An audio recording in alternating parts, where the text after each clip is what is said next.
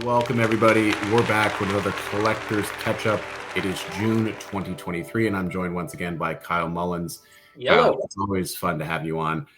We wanted to hit sort of the big three things that have happened in the month of June. First, we're going to talk about Magic, the Lord of the Rings set. Everybody's talking about it. Kyle and I, before this, were just talking about should we get a box? Yeah, I mean, like I said, I have no business getting one, but I don't either. I'm tempted to jump into the bandwagon. So we're both being tempted by the ring. So there's some sort of irony there. So that's going to be topic one. And then we're going to go over and talk Lorcana. Sort of the Lorcana foundations were shook a little bit when Ravensburger, I should say Upper Deck was announced that they're suing Ravensburger over what they believe is some copyright infringement. We'll get into that lawsuit. We're not lawyers. We're just going to kind of see what's our take on this. So we'll give a bit of an overview of that case and kind of where it stands and where it's going. And then finally, to get into a little bit more on the board game side, we're talking about Gloomhaven. Gloomhaven was the #1 board game. The sequel is the #1 board game, sort of top selling of the last 10 years. These are immensely popular. They're relaunching it 2.0. It's caused a little bit of controversy with some folks. So we'll get into like why people feel some type of way about this. But let's start with Magic, man. So what is going on with Magic? They just launched. I guess right now it has not been launched. There's been some pre-launches and some products been kind of leaking out. But it's a really interesting time because they're doing this one-of-one card, right? It's basically one in every 2 million booster box or booster packs is going to have this one ring that's in the Dark Tongue of Mordor, Kyle. Yeah, I mean, the buzz around this is inescapable. Literally, I think everyone's been talking about it. I was even watching some Pokemon YouTube ripping video, and the guy was like, I gotta get some of this Lord of the Rings Magic stuff. I gotta go for it. I was like, okay, everyone's circling about it. It's fascinating. There's $2 million bounty on it right now, which I actually think is low, right? If I had it, I probably wouldn't take any of the bounties, although maybe if you want to make I would have thought, I wouldn't have been surprised for 3 or 4 million. I think that 2 million is low, and I think it'll keep going up. I mean, also every time they announce one of these bounties, a store gets some PR, right? I mean, we should announce a bounty on this channel of 2.5 million. It's basically playing the lottery. I mean, you're really playing the lottery. It is truly gambling. I think that the value, so a Magic sort of collector booster box, which is the only way you're going to pull all these big chase cards, is about $400 to $450, which comes out to, was it like $39 a pack, depending on kind of where you get it in at. There's 12 packs in a box. And, the pull rate is just devastatingly bad for this. And I think I was looking at sort of one of these Magic finance forums, and your expected return on value for a booster box is like 25%, right? Like that is the average return on value. So, it's a $400 box. You're probably going to pull $100 for the cards. This could change, but one thing I'll say that's good about all these packs being opened is I think the price of cards that people want to play with are going to go down, right? So that's I think a positive. But I mean, people aren't just hunting the one ring; they're also hunting the 3 other rings. So as that sort of poem goes, there's 3 for men, there's 7 for dwarves, and 3 for elves, 7 for dwarves, and then 9 for men. And so they release sort of these serialized rings, right? So there's 9,000 non-serialized human rings, 900 serialized, which have this really beautiful double rainbow. And then there's 7,000 dwarven non-serialized, and then 700 serialized dwarven rings. And then there's, 3,300. So it's like a little cute way to do this. Yeah, I mean, it's also important to note, though, for like a player standpoint, like the numbered cards and non-numbered cards, from what I've been reading, are going to play the same.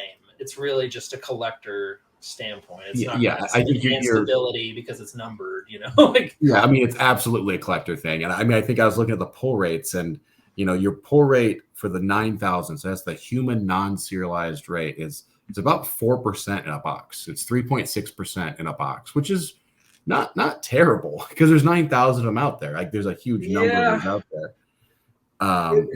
It's funny how the number stuff works. It depends on if they map out the boxes in a way where you're going to get some numbered card, like maybe 1 per case for a store or something like that, or if it is truly random. I mean, at least in my experience with opening the top stuff, it's very much like mapped and formulated out to like, you're going to get 2 inserts, 2 of this special card, 2 of these, and then you're going to get pretty much on point, like a certain amount of numbered cards, and maybe they'd have like 1 or 2 sketches per case. Like it's never Right. gonna really change, you know. That's and you only know that because you start opening enough of this stuff. Like if you go really deep into a set, and I have to say, like pulling a 1 of 1 is really rare. And like I've ripped a ton of product that has numbers, and I've never pulled a 1 of 1 myself. You know, and you would think of like the thousands and tens of thousands of pack openings. Like it just, you know, it could be the probability that doesn't guarantee you're going to get it. You know, the funny thing is like pulling this is like I think everybody has this like once in a lifetime luck. And if you use your once in a lifetime luck on pulling this ring, you know, I'd never maybe have that, like instead I don't die in a plane crash or something. But yeah, I mean, the 1 of 1 to me, it just feels like this really intriguing thing that we're all kind of collectively going down, right? It's fun to have these zeitgeist moments, right? It's fun to have these moments where it feels like we're all kind of doing this. Everyone's excited. There's buzz. But, you know, from my perspective, and I'm not a great Magic player, I just have bought a lot of it over the years. I do think that we're hitting a peak of these collector boosters. That's what everyone's kind of after, right? The collector boosters, $400 to $450, depending on where you're looking for a collector booster box.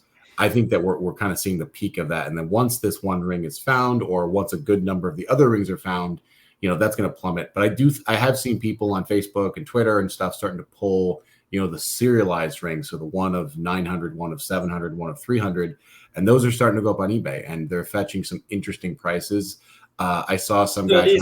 These are pre-releases, or well, I think it's people have just gotten this stuff, right, and they're just selling it. Like you can get a collector booster box on eBay now. I mean, we're recording this on the 21st, so I think there's just it kind of leaked into the wild. I don't really know how exactly. Maybe distributors, you know. Somebody pushed it early if they got them. Yeah, I also don't know how Wizards of the Coast feels about it. They might just be like, hey, let them have it. Or like somebody who owns a store decided to rip it on them, you know, their own. Yeah, but I do believe people have it, and maybe it's partially through the pre-release, but they're starting to kind of appear. And I think I saw, you know, a guy put a bounty out for the 1 of 300 Elven rings for the 69 ring, you know, because they're all numbered, right? And so it's going to be kind of funny to see what numbers, you know, maybe the Elven ring ends up being. I'm just saying a number, $5,000. I think that the price of these is so hard to determine, but there's going to be some of these numbers, probably 1, you know, 420, 69, you know, like. Well, I also want to remind people that, you know, Magic is way bigger than like some of the Star Wars card openings, but I've seen, you know, either people or stores literally purchase like $50,000 plus worth of product and then just sit there and rip it all of it, and then fish through it and either create sets or look for those rare cards so that they can, you know, grade them and get those super hits to try and, you know, hit the jackpot with it. So I mean, to try to recoup some of their $50,000. I got a chance. Like, you know, there's people out there who are literally like sitting on like a pallet of it, like ready to rip it, and their odds are way better. So yeah. I mean, the thing is that for me, opening these packs, because I'm a huge Lord of the Rings fan, as folks might kind of know, it feels like the art aside, which I think the art's actually pretty cool. There's some interesting stuff there. Like it feels fun to open up a card. I'm like, oh, that's Gimli. Or like, this is a take on Gimli. This is a take on Eowyn and Aragorn and Theoden and all these kind of like familiar characters. It feels a lot more fun to open up the packs. And I haven't really spoiled too much of that by looking at the cards. So they're all kind of fresh to me. Like it feels fun to open this stuff up and see familiar characters rather than just like, you know, Dwendwar's Destroyer of Universes, right? Like, you know, something that has no meaning. Yeah. Right. It doesn't really resonate with me. Whereas like, oh, I pulled the Mystic Rare Gandalf, the white. This is kind of cool, right? Or it's a foil Gandalf. So, you know, outside of those serialized and non-serialized rings, you know, there are some other valuable cards. There is just a one ring, which has a foil version and non-foil version. And there's also this extended art. You know, they've gotten very cute on all the different types and iterations of things. You have borderless cards, and you have foil ones, you have showcase foils. I was talking to somebody how it's like it feels impossible to get a complete set. Just your grimace here. You're like, no, too many variations of the same card. For completionists out there, this set could be a pricey one.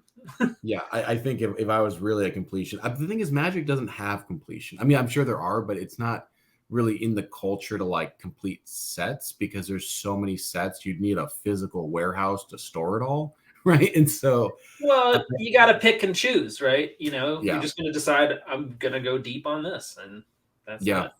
But I feel So like in general, like you were saying, like prices will plummet when more of the product comes out. So like for those who want to play it, like there will probably be plenty of extra cards lying around for somebody who opened up a pallet and doesn't need a pallet of cards.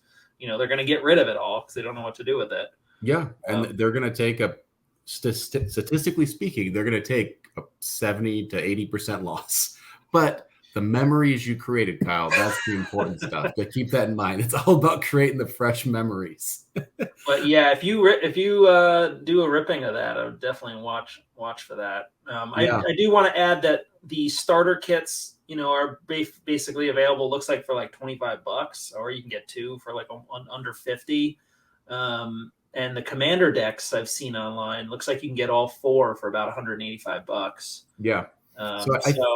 Yeah, I think there's still a bunch of affordable stuff. Like, this set is not, from what I understand, I mean, you can't play it in standard format, which is the, competitive format. So this is more about folks finding some interesting stuff for their commander decks, really for collectors, which is, AKA hoarders, us.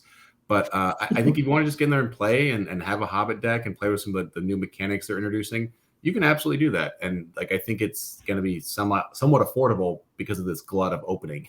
Because of people like us that get stuck with all this crap and don't pull any of the big rings, there's going to be a bunch of product out there. So very exciting. I mean, I don't know if we'll have to wait a month to hear more about this craziness. Yeah, I do think there's going to be a bunch of people that just keep a booster box in their closet, right? Like, because that's something. If you're a collector, you want to get the one ring, but you're also like, oh, I want one of the collector booster boxes just to have sealed. And so, that's true. There's always that. If we don't hear anything in like 2-3 weeks, then there's a chance like it could be kind of sitting on a shelf somewhere. This will be kind of a fun thing to monitor over the summer. But let's move on to our next big topic here, which is the Lorcana lawsuit. Kyle, do you kind of want to walk us through what's going on with that? Yeah, so basically Upper Deck is suing Ravensburger, and the game designer specifically, Ryan Miller, who was an employee for Upper Deck before going over to Ravensburger, for allegedly stealing and copying Upper Deck's original game. So they had this game they were designing, a Rush of Icor. I don't know how to pronounce it, but it's their like for the upcoming trading game for Disney Lorcana. So the case, interestingly enough, like we can go into copyright law, but long story short, like it's really hard to prove that you stole a game based on mechanics. So Upper Deck is basically trying to go after more Ryan Miller himself. So that saying that he because they can't do a complete angle of pure copyright infringement, rather they're going to focus on like the breach of contract by Miller, like a breach of confidentiality or misuse of their intellectual property. So they're basically saying that this guy like took what he was paid by Upper Deck to build for them and kind of took that and created Lorcana. So I mean, I think to me the bigger thing here isn't whether this is a frivolous lawsuit. I'm not a lawyer. I'm just an observer. I think it's structurally what it means for the game and if it spooks people, right? I think this is we're like about a month and some change away from the actual launch. And is this going to spook people, right? And if this actually has some legs, which the courts will decide, I think you could have, Disney just saying like, we don't need to do this, right? Yeah. I mean, basically, Ravensburger is quoted, in response to the lawsuit saying, quote, "We at Ravensburger stand behind the integrity of our team and the originality of our products. The baseless claims filed last week are entirely without merit, and we look forward to proving this in due time." So they're just calling it, whatever, like we're moving forward. You can't prove it. I mean, I think with Upper Deck though, like this is strategic for them. It obviously, like Upper Deck is also a real company, right? This isn't, Matt and Kyle suing Ravensburger here. Like, yeah, this is a multi-million-dollar company that's well known in the industry. They do tons of sports stuff. So, they are a player. And I think that strategically for them, this is more about trying to suffocate and spook Lorcana. Like, if you just Google this, Lorcana, maybe not now, but 2 weeks ago, the first thing that came up was lawsuit, right? And if you're actually like, oh, do I want to get into this game where there's a lawsuit? Oh, I don't know. It might just kind of spook you away, right? And so like, I mean, the thing is as well, like all these games at this point are pretty similar. Like all of them are somewhat of a clone of Magic in some way, shape, or form. Yeah, I know, right? Well, I mean, first of all, before all this lawsuit stuff, I didn't even realize Upper Deck made board games. I just knew them for all their like baseball and sports cards, but they actually own or currently have IPs with, some Marvel games as well as like James Bond games. So they do have some other big IPs. They've used similar mechanics in these games. They just kind of transfer them over to different IPs.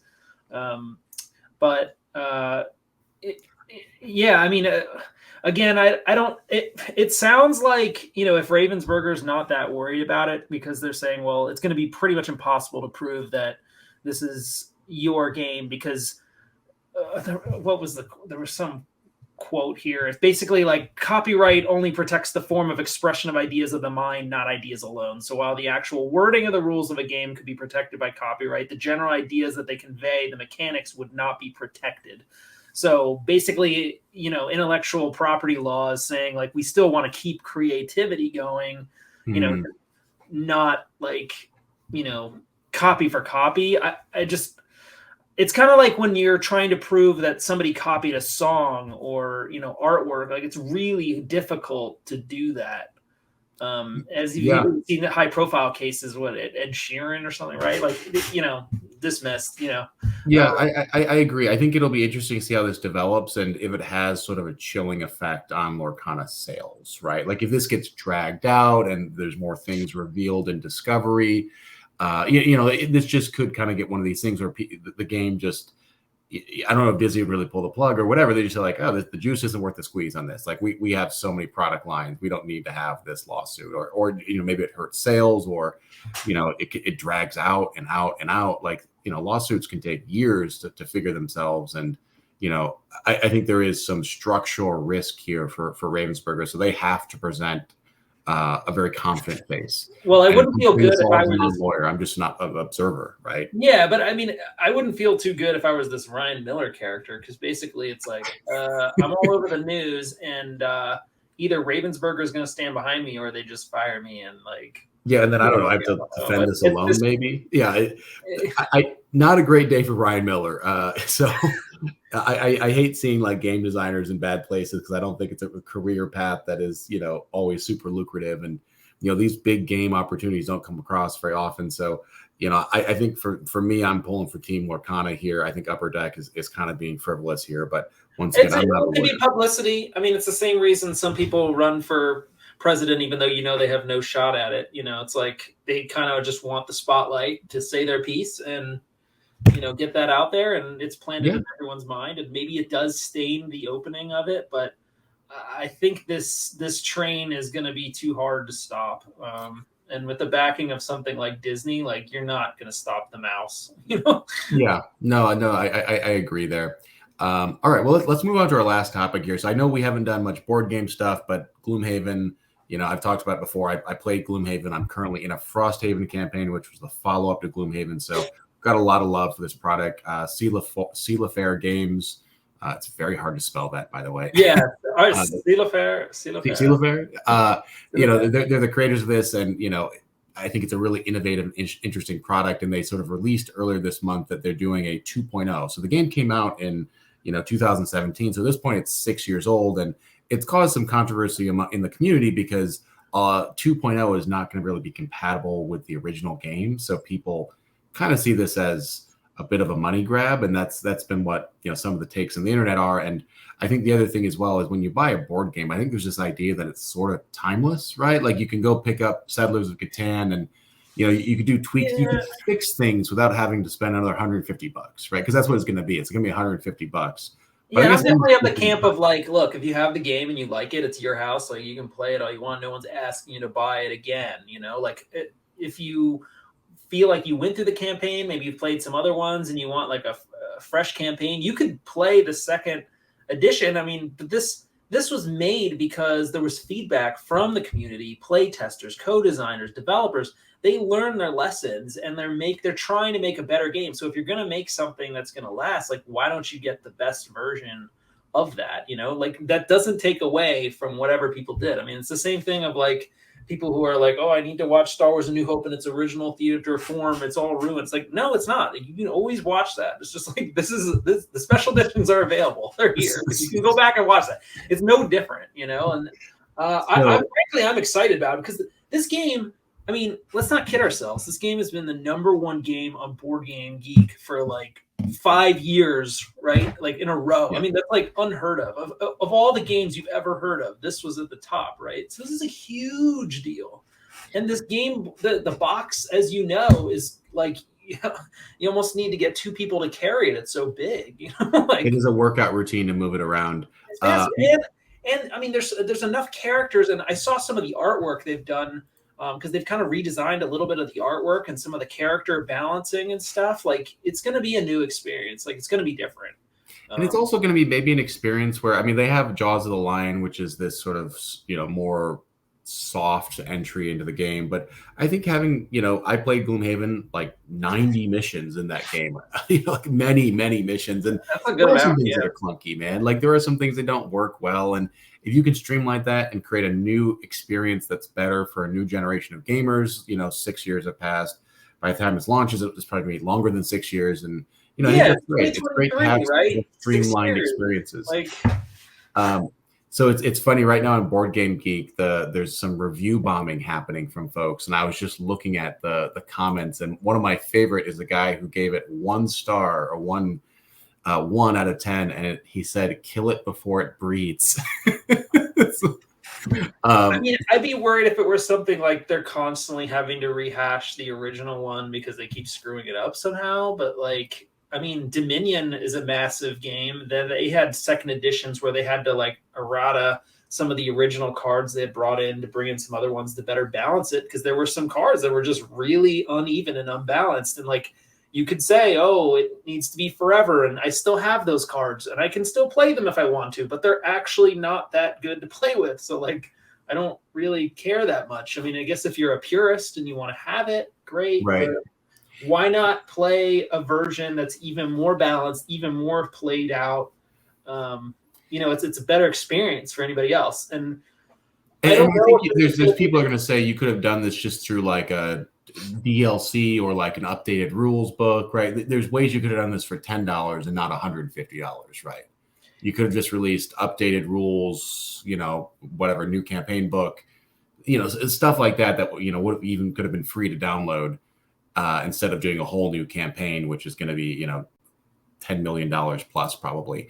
I did want to compare the Board Game Geek score. So Gloomhaven, as it stands right now, I think this might have been, review bombed a bit itself, but it's an 8.6 on Board Game Geek. And then the second edition is currently a 5.7. So there's been some, people. Yeah, but that'll evolve, like, as people actually get the chance to play with it. I mean, it's not even out yet. It's like, yeah, it's on I believe it's Backlit or something, Backlit, where it's basically a very similar platform to Kickstarter, except I think maybe they have less fees or something. Look, change is hard, right? People fear change, but fear it, run from it.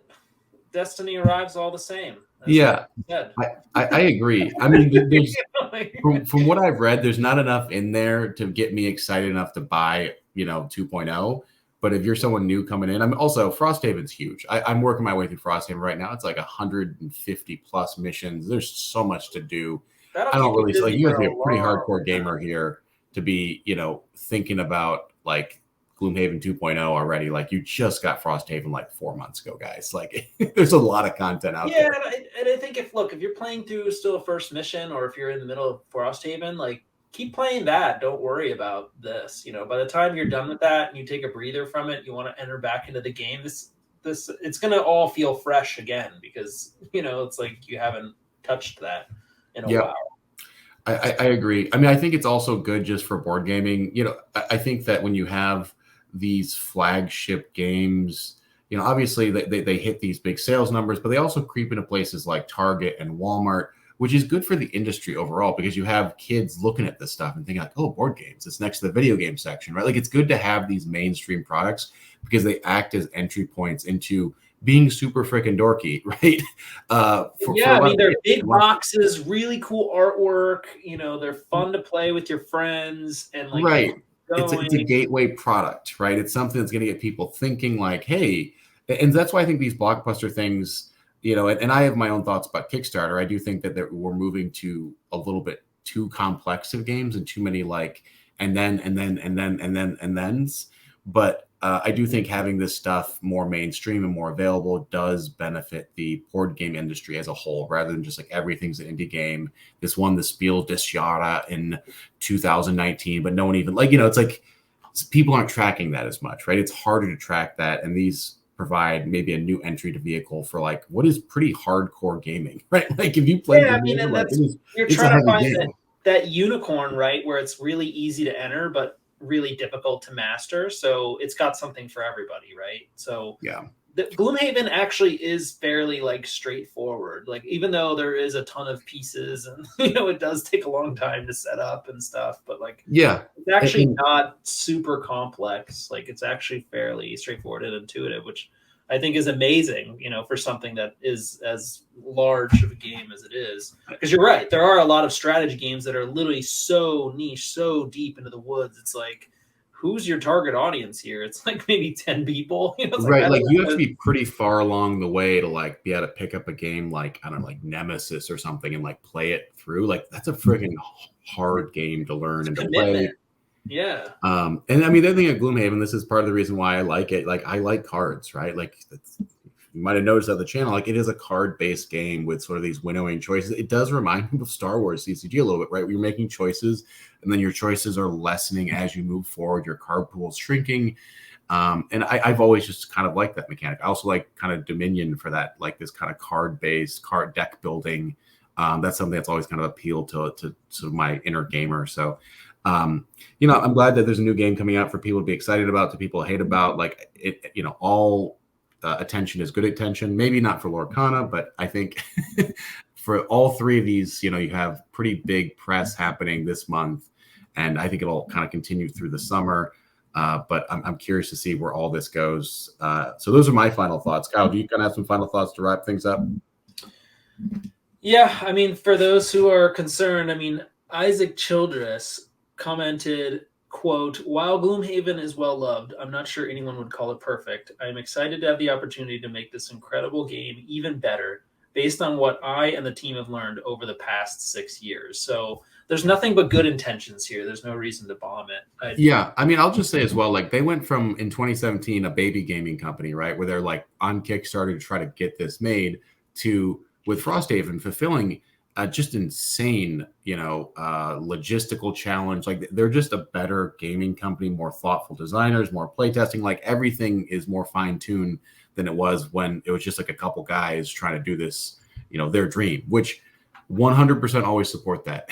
That's why I love Kickstarter, because you have all these people like trying to make their dreams happen. And I love to see it when it happens. And Gloomhaven's a great example where they went from an idea to a gaming company and to like, calling it a movement might be a little much, but there's many, many, many people that play this game. I think my final thought really would be, okay, so we've gone back and revisited the original and made it how, you know, you really truly envision it to be perfect. The question is, does this gaming company now create something new? Are they going to create like a Gloomhaven series and just create more variations of this and add more mechanics or add more nuanced things, or is this just kind of, you know, the end and they build a bunch of flops? I'm curious to see where they go from there, because these are quite large projects. Oh yeah, absolutely. I mean, just the creativity, and I mean, I like Gloomhaven and I like the mechanics a lot, but I don't really know if we need a third one, right? And right. So it's like we could use a different game, you know, maybe create some of the fun aspects of it, but just like a different game. There's something to be said that like it's like when you walk up to buy Settlers of Catan and you don't know anything. Like, I want to get Settlers of Catan, and then you look and there's like 40 expansions. Like, wait, do I need the seafarers? We're like totally off. Cities and night. You know, there's something to be said about just overwhelming consumer. And I think when you start to get too many products out. Like you have Gloomhaven, Gloomhaven 2.0, you have Frosthaven, you have Jaws of the Lion, you have the online. Like you just actually have. Like I understand for businesses, these are all product lines that they're like, oh, we're gonna sell stuff. But as a consumer, it coming in blind, it's like my mom walks in like, I don't know which one to buy you. There's 5 that were available, right? Yeah. And so, yeah. Well, at some point, it's almost like maybe it's better to say, you know what, this game is great as is. No reason to ruin it or leave a bad taste in someone's mouth by adding something to it that screws everything up. Start something fresh. Yeah. And, see where that goes and just keep that perfect as is. There's something to be said for that. Yeah. But I am kind of addicted to buying like every expansion possible for games. So, dude, I love the board game selfies, right? I love a good shelf filled with games, not books. With that said, let's wrap up there, Kyle. Thanks so much for doing this. Thanks everybody for tuning in. Please like, subscribe, all that good stuff. We're going to try to do this every month, so we'll be back in July, hopefully with 3 new, totally different topics, right? Not a repeat of Lorcana or Magic again, but I feel like there's still going to be more to talk about with both. Unless the 1 of 1 ring is pulled, we got to discuss that. Yeah, well, we'll definitely talk about what that actually goes for, or the person decides to keep it. So, Kyle, thanks so much, everybody. Thanks for tuning in. We'll catch you next time. Thanks all.